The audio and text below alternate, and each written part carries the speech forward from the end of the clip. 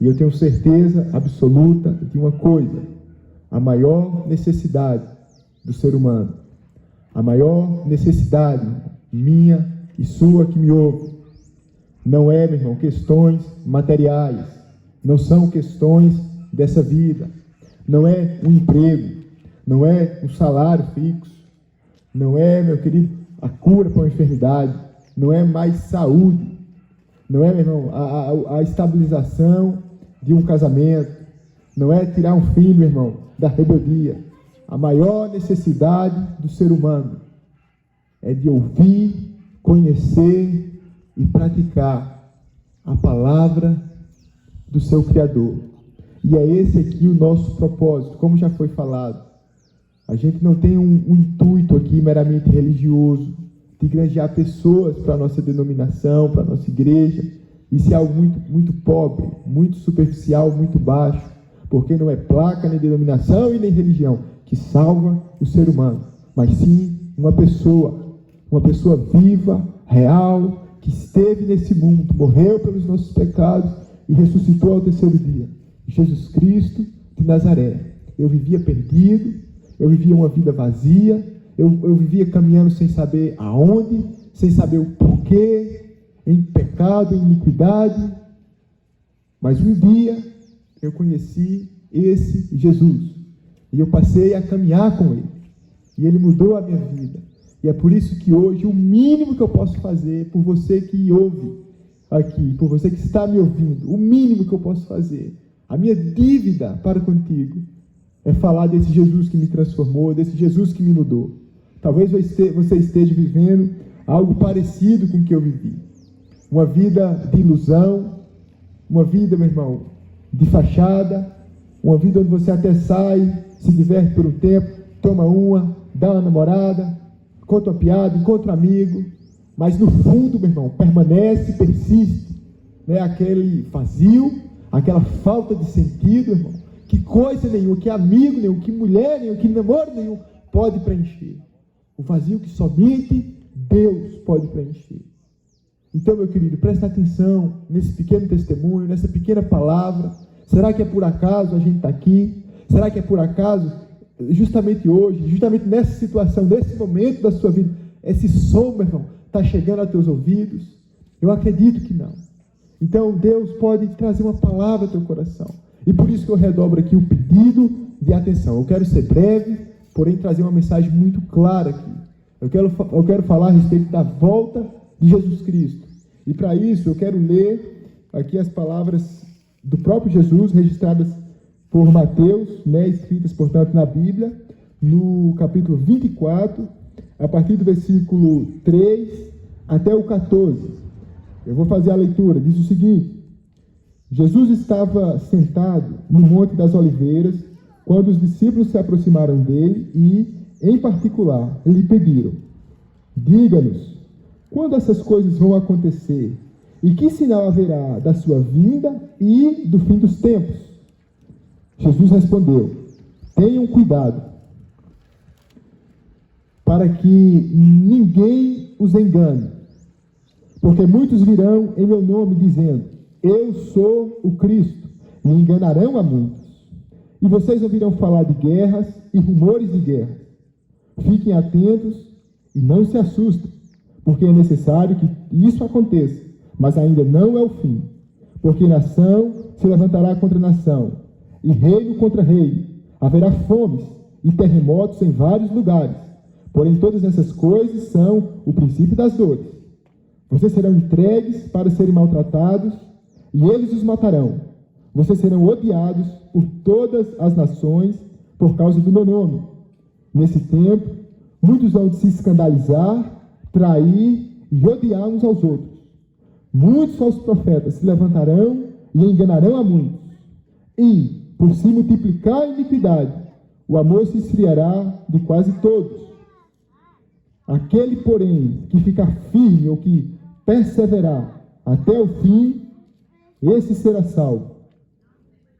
E será pregado este evangelho do reino por todo o mundo, para testemunhar todas as nações.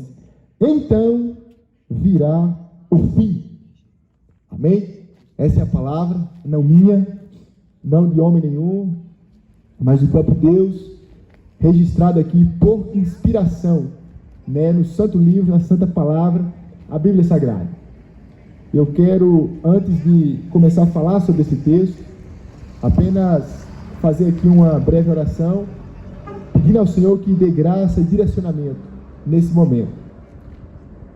Ó Deus, muito obrigado, Senhor, por Tua Palavra, porque o Senhor, meu Deus, nos deu a Tua Palavra, Senhor, para que todo ser humano pudesse ouvir, Pai, entender, Senhor, ó Deus, e se adequar, Pai, se arrepender, meu Deus, e viver de acordo com ela. Senhor, eu não posso, meu Pai, convencer pessoa nenhuma aqui, por mais que eu argumente, por mais que eu grite, por mais que eu, Senhor, faça qualquer coisa aqui. É só o Teu Espírito, Pai, que pode, meu Deus, convencer. Então eu quero te pedir, em nome de Jesus, que o Senhor, meu Deus, convença, Pai. Que o Teu Espírito trabalhe nesse momento. Que não seja só palavras lançadas ao ar, Senhor. Que não seja apenas vozes, meu Deus, lançadas no vento. Mas que seja, Pai, uma ocasião oportuna para o Senhor falar com pessoas aqui, Deus. Visitar almas, Senhor. Fazer o Teu reino avançar, meu Pai. E alcançar aqueles que são Teus. Assim nós oramos, ó Deus, em nome do Senhor Jesus. Amém. Amém, meu querido. Eu quero trazer aqui uma palavra rápida, com base nesse texto que nós lemos. Como já disse, a respeito, né, da volta de Jesus Cristo. Nós vivemos em um país que ele tem uma cultura, ele tem uma cultura parecida, né, com os princípios cristãos. Eu não gosto de falar que o Brasil é um país cristão, porque se você olhar para o povo brasileiro e para muitas coisas que os brasileiros fazem, isso não tem nada de cristão. É no Brasil que a gente fica conhecido pelo nosso jeitinho brasileiro, né? De mentir, de desviar, de distorcer as coisas. O Brasil é o país conhecido pelo carnaval, pela sua devassidão, seu excesso de luxúria ali no período do carnaval. Então o Brasil é um país que mata mais, onde tem mais homicídios do que no Oriente Médio, que vive em constante guerra. Então não pode falar que um país desse é um país cristão. Porém, tem alguns costumes, muitos costumes do nosso país, né, que se originaram dos princípios cristãos. Por conta disso, muito provavelmente, a maioria, ou quase todo mundo que vive aqui no Brasil, já ouviu falar a respeito disso, a volta de Jesus. Jesus vai voltar. Jesus está voltando. Jesus está vindo. Com certeza, isso é um tema comum, isso é algo de que você aí que está me ouvindo já ouviu falar.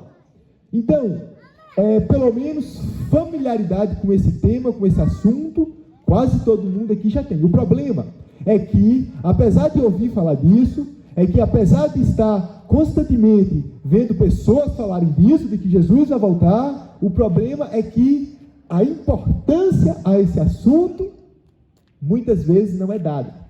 Uma coisa é ouvir falar de Jesus, outra coisa é pensar nisso, é considerar isso, é dar importância a isso.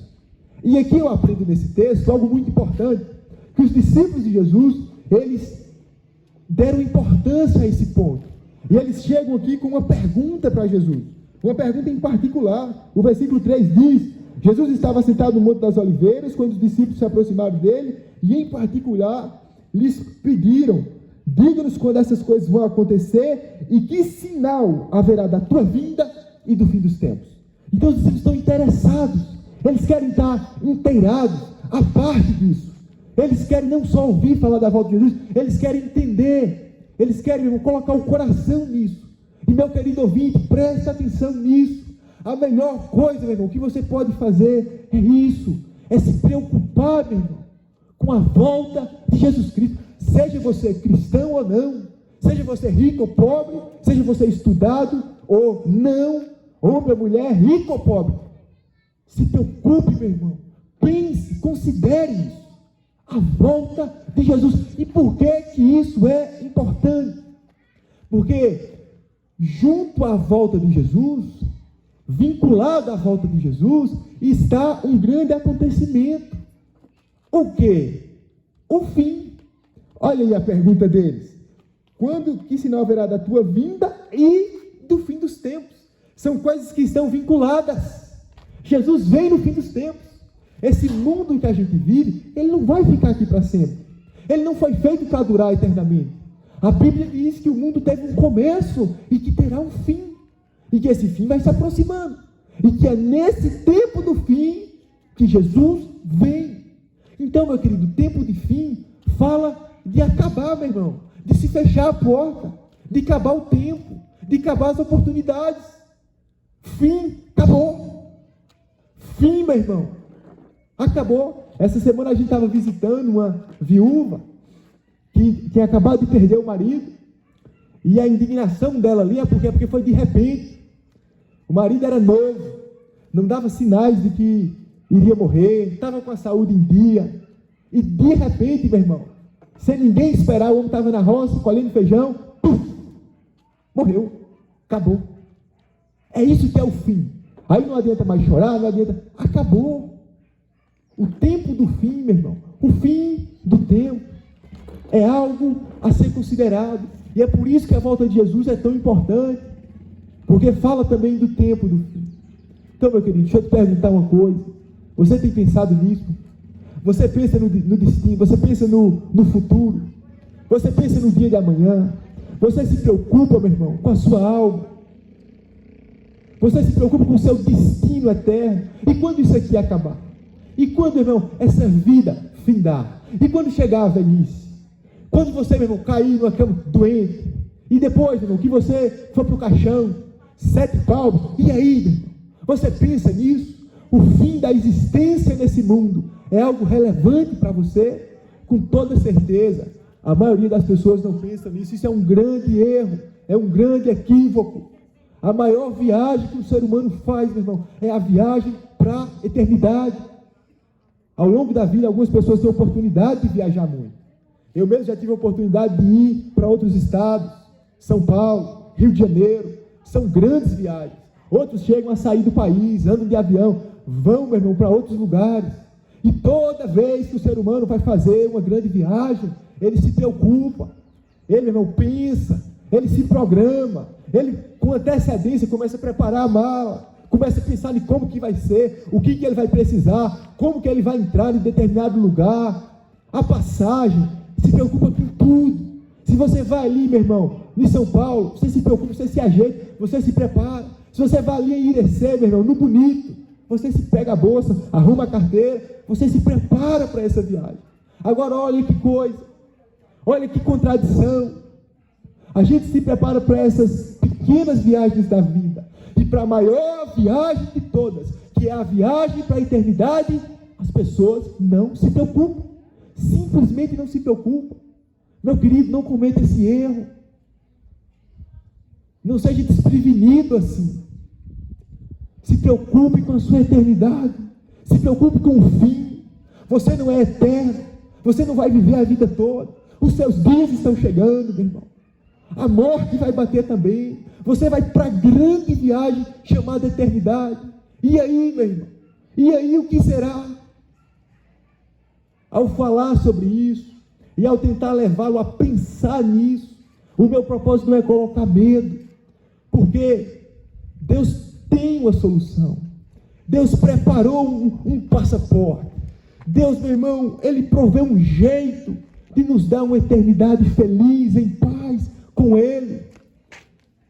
Então não há o que temer, meu irmão, em Cristo Jesus.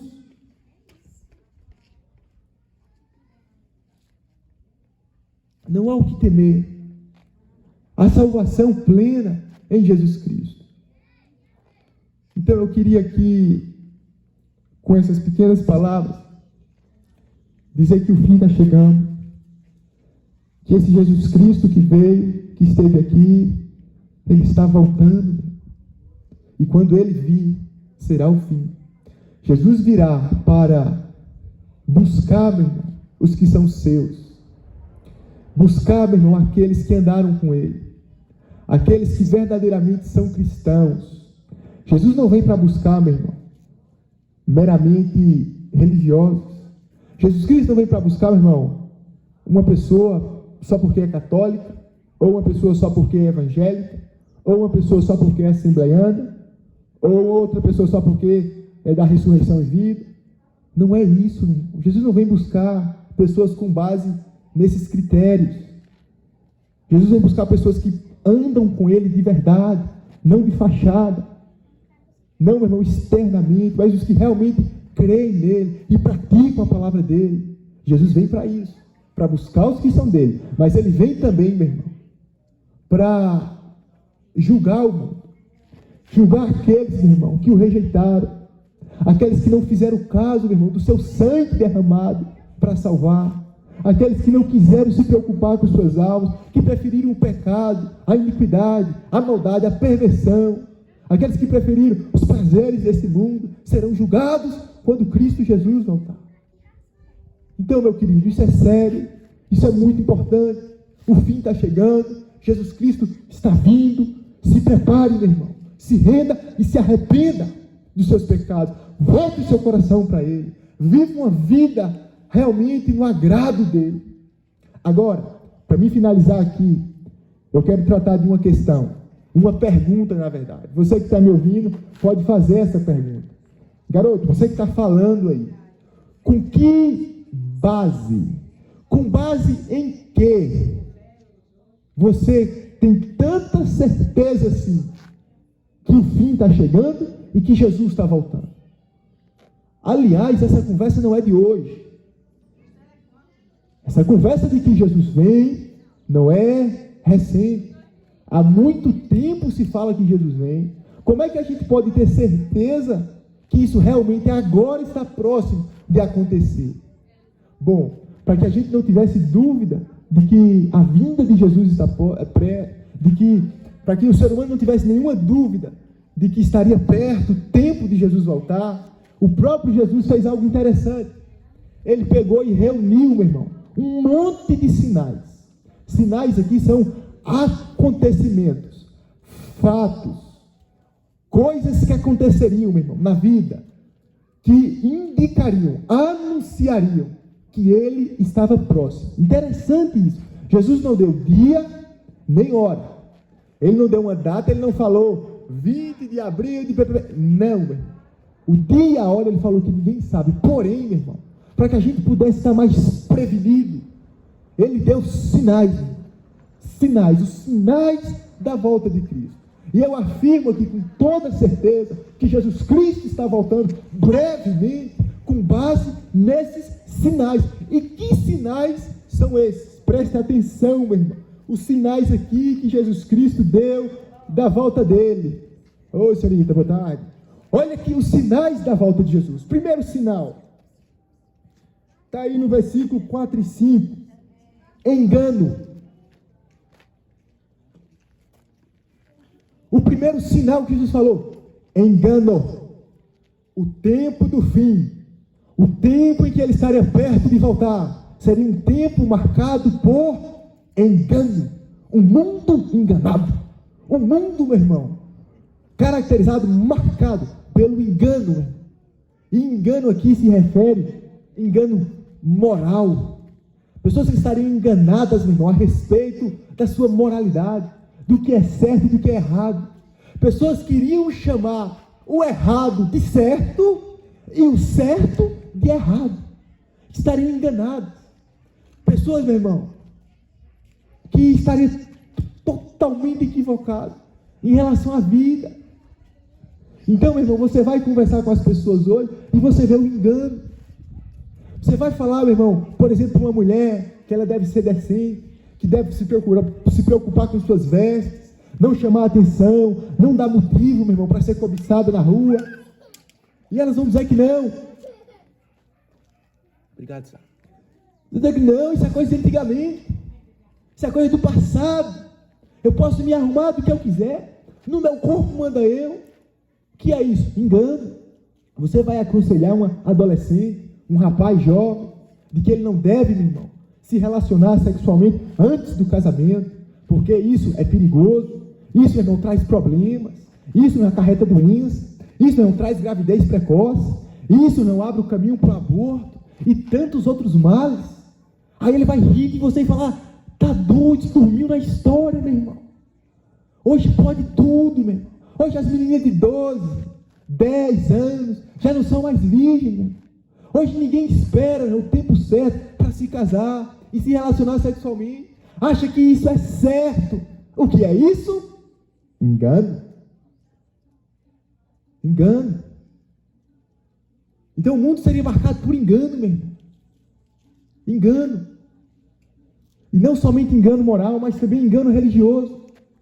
Pessoas que teriam religiões, que teriam uma fé, que professariam algum credo, que pertenceriam a alguma igreja, achando que estão salvos, achando que estão agradando a Deus, estão enganadas. Enganadas.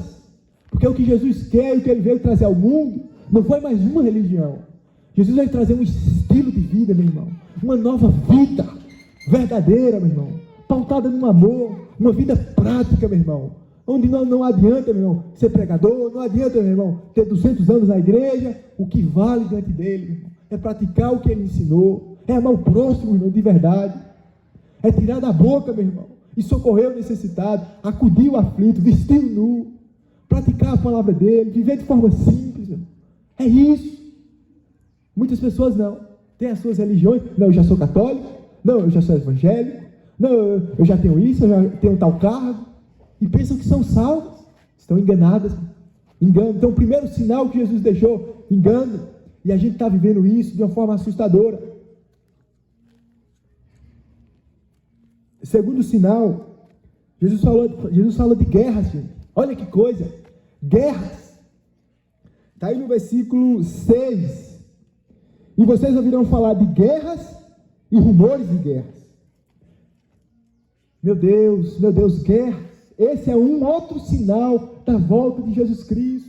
É um outro sinal que anunciaria que Jesus está próximo. Guerras. E eu pergunto a você, será que o nosso tempo, a nossa geração tem vivido, meu irmão, isso? Será que a gente tem experimentado guerras? Deixa eu te falar uma coisa, meu querido. Eu não sei se você lembra aí das aulas de história na escola. Mas se você lembrar, você vai ver. O seu professor falou disso. Que no século XX, ou seja, 100 anos atrás, houveram as duas grandes guerras mundiais, a Primeira Guerra Mundial e a Segunda Guerra Mundial, onde morreram milhões e milhões e milhões de pessoas de uma vez. O que é uma guerra mundial? Não é um país contra o outro, não é um continente contra outro, é o mundo todo envolvido em guerra, é o mundo todo com armas na mão. O mundo sempre teve guerras, desde a época de Jesus já havia guerras, mas a lógica aqui de Jesus é a seguinte: quando estiver chegando mais perto o tempo de eu voltar, haverão guerras em uma escala muito maior. E foi isso que acabou de acontecer, gente. Não faz 100 anos, o mundo contemplou o estrago, meu irmão, da Segunda Guerra Mundial. Aí, como se não bastasse, meu irmão, você vê agora o conflito que está havendo ali na Ucrânia, na Rússia.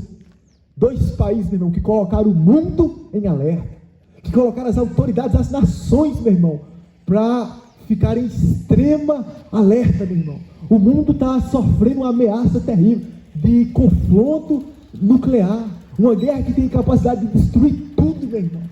Esse é o que nós estamos vivendo, sem falar as guerrinhas poucas, facção contra facção de favela, torcida do Palmeiras contra torcida do Corinthians. Mas se você olhar, é isso, meu irmão, marido contra mulher, todo mundo em guerras. E isso é um sinal da volta de Jesus. Mas um outro sinal que Jesus fala aí: fomes, haverão fomes. Meu querido, eu convido você a pesquisar no YouTube a realidade da África. Aquele continente grandiosíssimo, meu irmão, sofre lastimavelmente de fome, meu irmão. Eu assisti um vídeo, as crianças comiam, né, cara, biscoito. E olha que coisa boa, né, comer biscoito. Mas sabe como é que é o biscoito das crianças na África? É lama com sal, secada no sol. É disso que as crianças se alimentam lá. Aí você pega os refugiados, meu irmão, pessoas que estão saindo de países em guerra, que atravessam navios, meu irmão, clandestinamente, e que morrem, meu irmão, de fome. Fome. Aí hoje eu fui fazer uma compra, eu estava ali brincando, eu falei, eu nunca fiz compra, meu irmão, tem tempo que eu fiz compra. Eu assustei com o preço das coisas. Que carestia é essa, meu irmão? Que as coisas estão, você vai no mercado, você sai duro, meu irmão. Então, no nosso próprio país, que não é África, que não é um país de terceiro mundo, a gente encontra também fome. O governo estima aí que cerca de 22 milhões de brasileiros estão em situação de fome. E Jesus falou o aumento da fome, o aumento da inflação, a carestia das coisas. E isso é um sinal da volta dele. Um outro sinal que Jesus fala aí, terremotos. Meu Deus do céu. Será que, eu não sei se aqui em Botafogo, meu irmão, tem televisão? O pessoal assiste? Tem algum canal assim? TV aberta? Tomara que em Botafogo tenha televisão. Para eu perguntar um negócio, você tem assistido o jornal? Você tem visto o que tem acontecido no mundo? Você tem visto o que acabou de acontecer na Turquia? Cerca de, me corrija se eu estiver errado, 40 mil pessoas mortas em um único terremoto? Será que as pessoas têm assistido isso e entendido que isso é um sinal claro da volta de Jesus Cristo? De que Ele está perto? Meu querido, esse terremoto agora da Turquia foi considerado a tragédia do século, meu irmão. Um país inteiro devastado. E não pense que isso é um caso isolado, meu irmão. O governo dos Estados Unidos, Hillary, tem um registro de todos os grandes terremotos que acontecem no mundo. E sabe qual é a estatística lá? Pasme. Mas lá está escrito que a cada 20 segundos, o que é 20 segundos? Dentro de um minuto cabe 20 segundos, cabe 5, 20 segundos. Então a cada 20 segundos ocorre um terremoto. O governo dos Estados Unidos registra um terremoto no mundo. Então em um minuto, 5 terremotos. De quando começou esse culto até aqui, quantos terremotos houveram? E não pense que é coisa pouca, meu irmão. São grandes terremotos. Se você pegar a história dos últimos 30, 40 anos, foram terremotos demais. Isso é um sinal da volta de Jesus Cristo. Um outro sinal aqui que ele dá é terremotos, ódio, meu irmão. Olha o que ele diz aí no versículo 9. Vocês serão entregues para serem maltratados e eles os matarão. Vocês serão odiados por todas as nações por causa do meu nome. Haveria um ódio generalizado, independente de qualquer coisa. As pessoas odiariam umas às outras no tempo do fim. Só que aqui Jesus está falando de um ódio específico àqueles, meu irmão, que temem a Deus, aqueles que querem andar na justiça, aqueles que querem andar em retidão, aqueles que querem obedecer e fazer a vontade de Deus. Esses seriam odiados de todas as nações por causa do nome dele. Eu me lembro de um caso que aconteceu lá nos Estados Unidos também, uma professora cristã que temia a Deus, que cria em Jesus Cristo. Ela foi dar sua aula em uma escola pública do ensino médio. E nessa aula ela falou de Jesus e influenciou uma aluna dela a se tornar cristã também. Sabe qual foi o resultado? Essa mulher foi processada, né? E a justiça queria tirar todo o patrimônio dela e tirar o direito dela de ser professora. Por quê? Porque falou de Jesus. O que é isso? Ódio, meu irmão. Ódio do mundo àqueles que andam com Jesus, aqueles que falam de Jesus. Você pode ver o ódio que as pessoas estão tendo. Hoje o mundo quer normalizar o que é errado. Então o certo é defender o pecado. O certo é defender, meu irmão, a iniquidade, a homossexualidade. Quem, meu irmão, vai contra isso, aí acaba atraindo o ranço da sociedade. A sociedade odeia, meu irmão. Chama de homofóbico, de intolerante. E está acontecendo essa onda de ódio. E isso vai só se aumentando à medida que Jesus está vindo. E tem mais outros sinais aqui. Eu vou correr porque são muitos. No discurso aqui de Jesus que a gente leu, ele fala também ele fala aqui dos tropeços, escândalos, né? Aí no versículo 10, nesse tempo, muitos hão de se escandalizar. A palavra escandalizar, no idioma original da Bíblia, significa tropeçar. Então as pessoas iriam tropeçar, meu irmão, na verdade. Elas iriam, meu irmão, em outras palavras mais populares aqui, elas iriam se desviar. Olha que sinal, meu irmão, da volta de Cristo. Quantas pessoas se desviando, meu irmão. Quantos homens, pais de família, meu irmão, que sustentavam o seu lar, que tinham uma vida séria, que se desviaram, irmão, se entregaram à vida, meu irmão, jovial, de prazeres e de pecado. Quantas mães, meu irmão, sérias, se separaram, meu irmão, e se entregaram à vida de curtição, de farra, de bebedeira. Quantas pessoas da igreja, meu irmão, que se desviam. Isso é um sinal da volta de Jesus Cristo. Outro sinal que Jesus falou aqui, traição, no versículo 10. Nesse tempo, muitos vão escandalizar, trair e odiar uns aos outros. Será que isso é comum no nosso tempo, meu irmão? Qual é o marido aqui que nunca traiu a mulher? Qual é a mulher aqui que nunca traiu o marido, meu irmão? Isso é comum, meu irmão. É aceito socialmente, é normal. Quando, na verdade, até 2005, o Código Penal brasileiro previu o adultério como crime, e hoje é a coisa mais aceita do mundo. Isso é um sinal da volta de Jesus Cristo. Outro sinal aqui que Jesus fala, meu irmão, esse aqui é terrível. A multiplicação da maldade. No versículo 12 que a gente leu diz: e por se multiplicar a maldade, então haveria uma multiplicação. Sempre houve maldade no mundo. Alguém pode dizer, mas como é que Jesus fala que a maldade é um sinal? Sendo que sempre houve maldade no mundo. Só que Jesus está falando que não é que haveria maldade quando ele estivesse perto de voltar. Jesus está falando que quando estivesse perto de ele voltar, haveria uma multiplicação de maldade. Ou seja, um aumento explosivo, meu irmão, de maldade. E é isso que a gente está vendo, gente.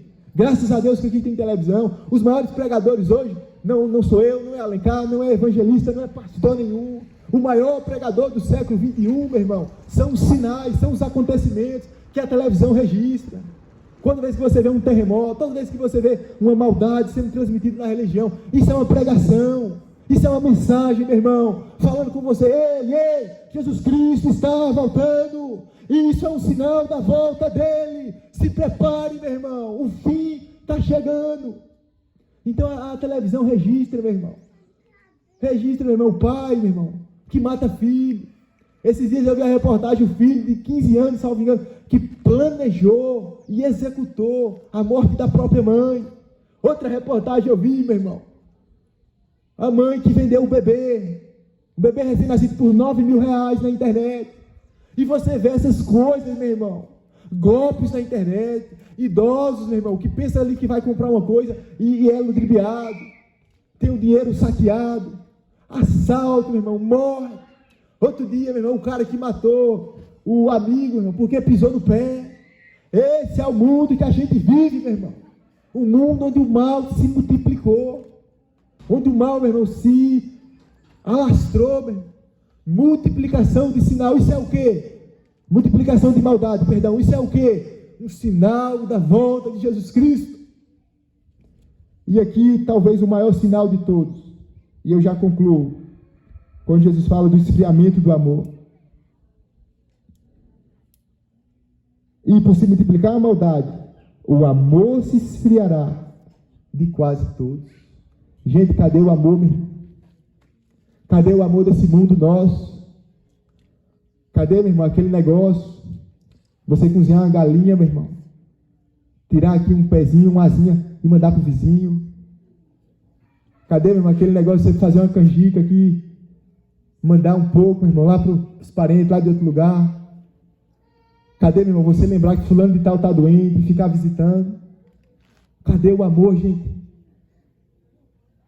Cadê o amor dessa geração? Isso é outro sinal, meu irmão, de que Jesus Cristo está voltando. Agora, sabe qual é a minha alegria? É que o texto fala aqui que o amor se esfriará de quase todos. Essa palavra é talvez uma das mais importantes aqui desse texto. Quase todos. Ou seja, o amor não vai se esfriar de todos. Ainda haverão pessoas, meu irmão, nesse tempo do fim, que viverão em amor. E é para essas pessoas, meu irmão, que Jesus Cristo vem buscar e levar para o céu. Então, meu querido, ouça essa mensagem. Presta atenção, meu irmão. Essa voz que falou aqui não é bonita, não é afinada, mas, meu irmão, ele está tentando te alertar. Essa voz está tentando te alertar. Jesus Cristo está voltando. Jesus de Nazaré, meu irmão, ele está às portas. Os sinais estão se cumprindo. Ele vem buscar os que são dele, os que andam com ele, os que vivem em amor, os que obedecem a palavra, os que creem nele de coração. Então, meu querido, se arrependa. Se você tem andado longe de Jesus, se você tem andado no pecado, meu irmão, se você tem andado na mentira, no adultério, na prostituição, na pornografia, se arrependa, meu irmão. Se arrependa. Se arrependa enquanto há tempo. e volte o seu coração para Jesus Cristo. Ele é o Salvador, e ainda há tempo, meu irmão. Eu não posso falar mais, eu já tomei muito tempo. Que essa mensagem venha alertar, meu irmão, aqueles que puderam ouvi-la. Amém? E assim eu agradeço, no mais santo nome do Senhor Jesus Cristo.